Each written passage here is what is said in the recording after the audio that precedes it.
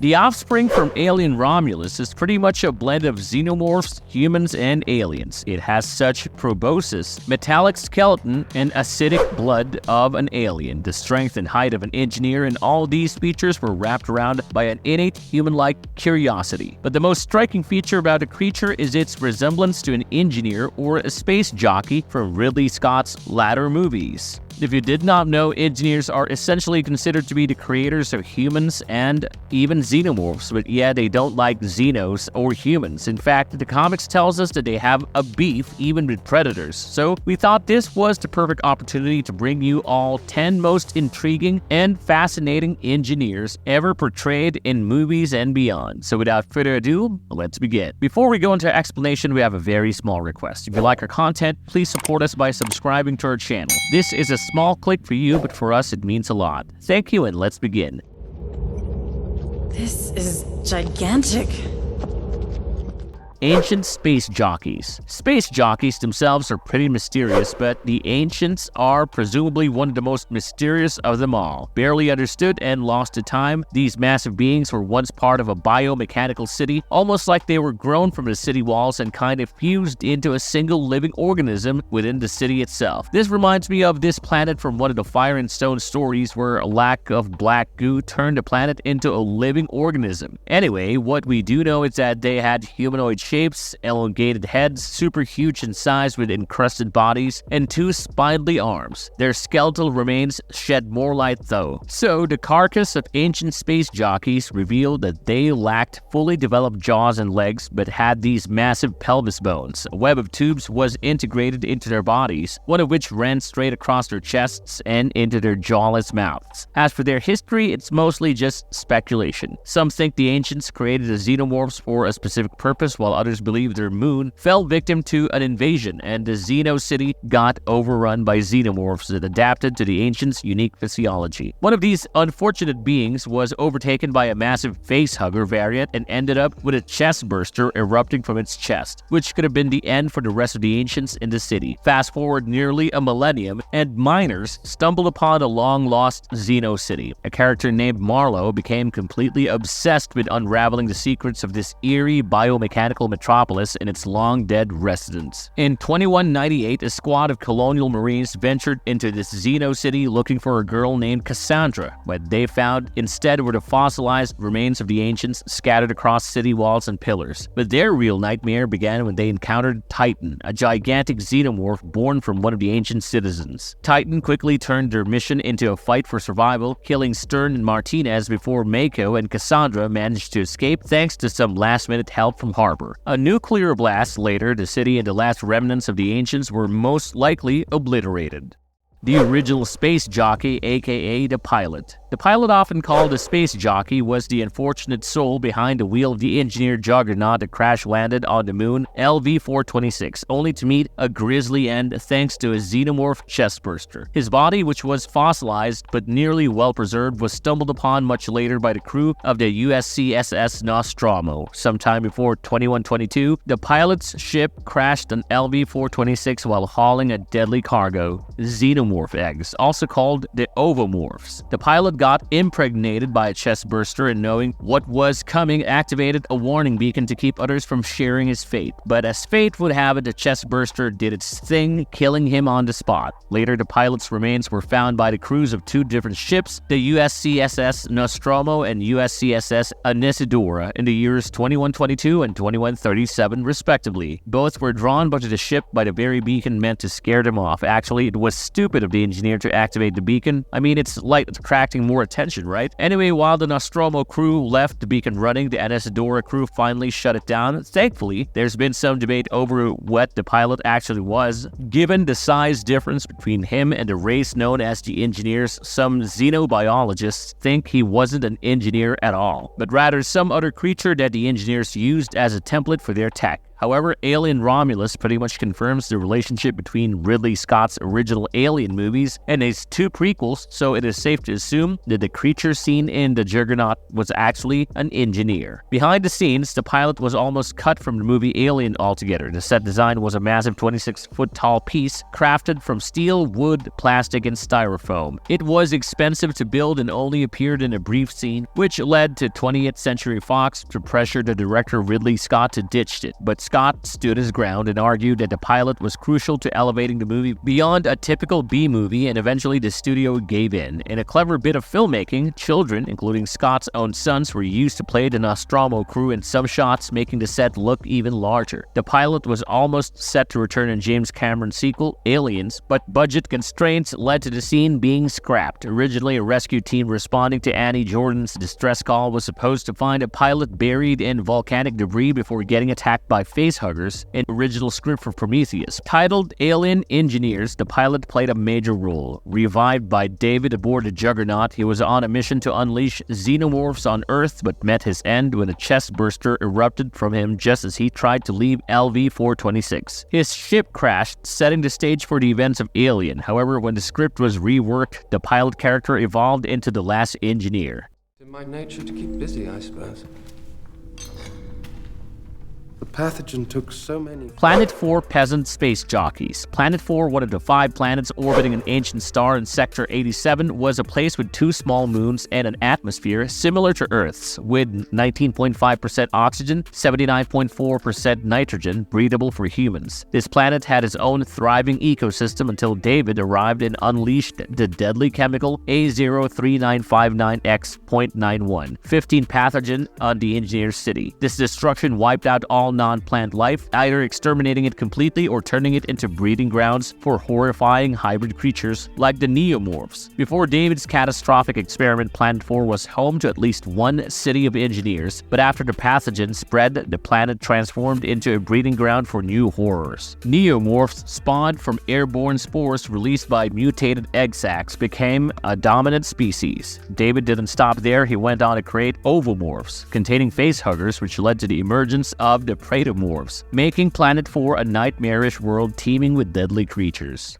Fire and Stone Space Jockeys. The Fire and Stone engineer was one of the last surviving engineers stationed in LV-223, and his fate intertwined with the crew of the Geryon after their ill-fated expedition to the moon. Galgo Helder, one of the crew members, crossed paths with this engineer only to later witness the engineer's downfall at the hands of the relentless predator Ahab. When the Geryon first touched down on the now lush and overgrown LV-223, the engineer kept his distance. He silently observed the Helios vessel from afar. It wasn't until Galgo, Piper, and Higgins were sent to the Perseus by Captain Angela Foster for reinforcements that they came face to face with him. The engineer was found stacking a pile of dead xenomorphs before Galgo wisely decided to flee the scene. It was pretty badass on his part to do this. I mean, he was just showing his strength by piling up xenos. As the crew of the Geryon regrouped after their escape from the Helios, they sought refuge in the derelict ship they had previously encountered with xenomorphs hot on their trail. Inside, they discovered a still operational laboratory designed for creating life. Crew members Clara Atkinson, driven by her curiosity, stayed behind to document the chamber. Her lover, James Weddle, realized that she was left behind and returned to find her, but just as they were cornered by a group of xenomorphs, the engineer appeared, wielding a rifle-like weapon. In a swift and brutal display, he incinerated the attacking xenomorphs. However, Clara's relief was short-lived. The engineer turned his weapon on them, killing both Clara and James before crushing Clara's recording device and erasing all evidence of what had transpired on the moon. Meanwhile, back on the Perseus, the predator Ahab was on a hunt for the very engineer that Galgo had encountered and forced Galgo to return to LV-223. Back on the moon, they ventured into the jungle and came across the now massive pile of dead xenomorphs that Galgo had seen earlier. The two eventually reunited with Angelo Foster and crewmates Chris and Jill Hanlock, who informed Galgo that the engineers were systematically purging the moon of all wildlife. The real showdown began when Galgo and Ahab finally confronted the engineer face-to-face in a jungle. In a panic, Galgo fled, leaving Ahab to battle the engineer alone. The engineer quickly overpowered the predator, breaking his arm and leg, forcing Ahab to retreat to the Perseus with the engineer in pursuit. Ahab managed to impale a harpoon into the engineer's chest, but the engineer tore it out and prepared to finish Ahab off. Just as the engineer was about to deliver the final blow, Galgo returned, firing a shot into the engineer's chest wound with a rifle he had found earlier. This weakened the engineer enough for Ahab to set off a self-destruct device, escape the Perseus, and blow up the ship, killing the engineer in the process. Ahab returned to the wreckage and claimed the engineer's skull as his long-sought trophy, while Galgo reunited with Foster, Chris, and Jill, their ordeal finally over.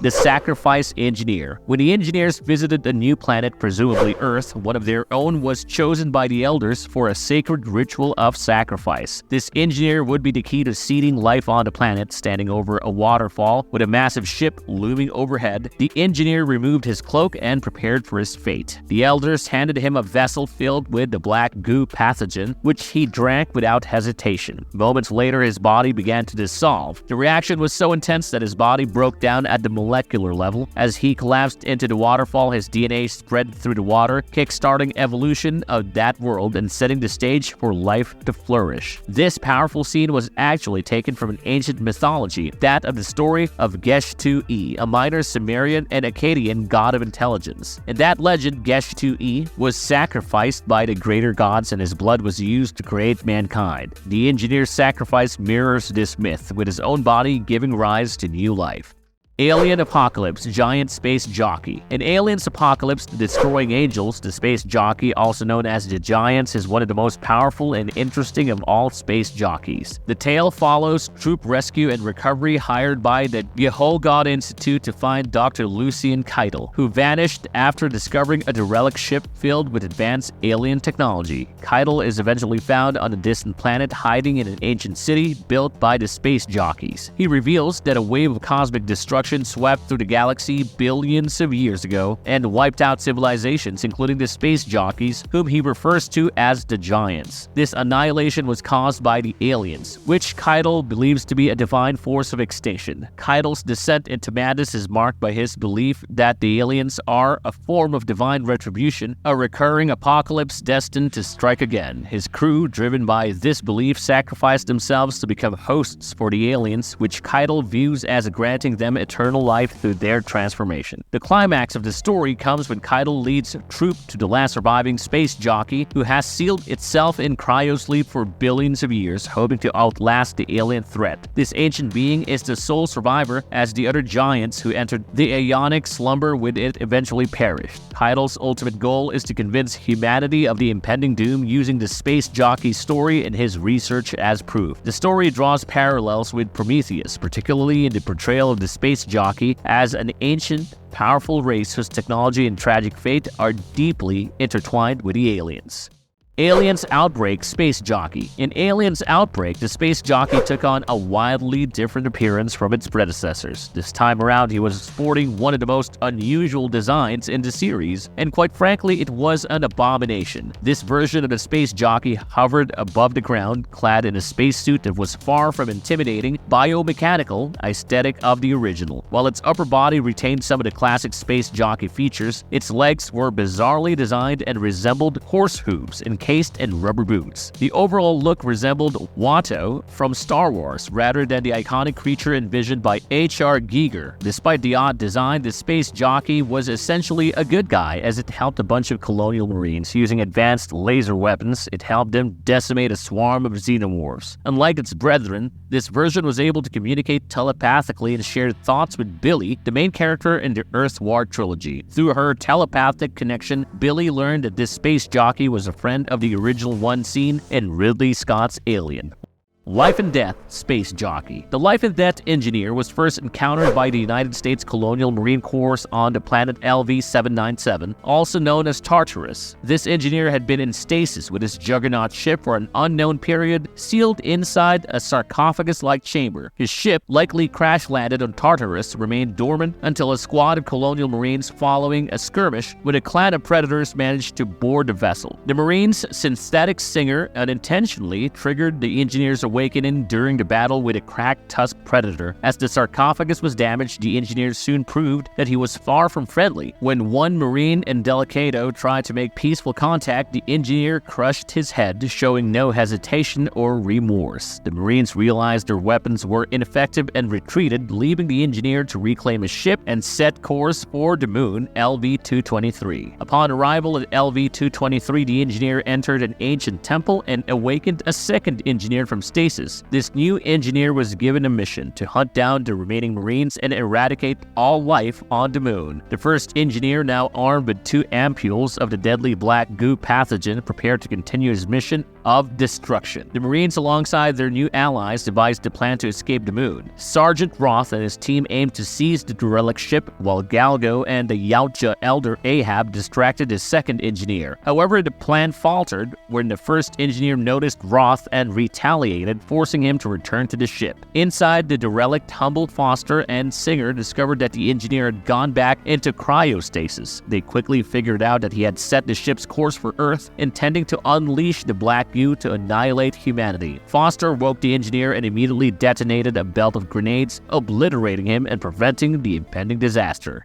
Emissary Space Jockey. The Emissary Space Jockey had peaceful intentions and a deep-seated fear and hatred for the xenomorphs. Following the catastrophic alien invasion of Earth, he arrived in his massive juggernaut ship, seeking to negotiate with Earth's leaders about the planet's future, specifically its potential terraforming. Unfortunately, the Earth government had no interest in peaceful negotiations. Instead, they laid a trap for him. Typical humans, disguised as diplomats, a team of androids infiltrated the Space Jockey ship, which of course led to a fierce battle. Despite being outnumbered, the emissary proved formidable and used his advanced technology and sheer strength to decimate most of the androids. His ability to communicate telepathically even with artificial beings gave him an edge in the conflict, but his resistance wasn't enough to save him. As the battle raged on, Earth's military forces launched a missile strike on the Juggernaut, obliterating the ship and killing the emissary in the process. So yeah, his mission of peace and cooperation ended in tragic betrayal,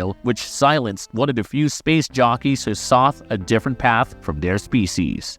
Space Jockeys from Alien the Comic Book Adventure. The Space Jockeys from Alien the Comic Book Adventure had one clear mission: to wipe out every last trace of the xenomorphs, and they were incredibly effective at it. With an arsenal of death ray weapons, they left no room for error in their crusade against the deadly creatures. Interestingly, despite their ruthless efficiency, these Space Jockeys showed an unusual level of consideration towards humans and even offered them a chance to escape before unleashing their devastating attacks. Their appearance was also a far cry from the ethereal, almost haunting look of other jockeys. These ones looked more like space bikers, decked out in leather clothes and black boots, which gave them a rugged, no-nonsense vibe. Another unique feature of these space jockeys was their mobility. Unlike the others we've seen, their legs hasn't fused with their chairs, which allowed them more freedom and movement. This, combined with their aggressive tactics and distinctive style, made them a formidable presence in the Alien universe. So yeah, these were the 10 most intriguing space jockeys from movies and beyond. If you're a fan of the Alien franchise, you know that you're in the right place because we're known for exploring everything Alien, Predator, and more. So yeah, stick around because we've got tons of more Alien videos lined up for you. If you like our content, don't forget to leave a like and subscribe to us if you haven't already. Have a good one and be safe. Thanks, everyone.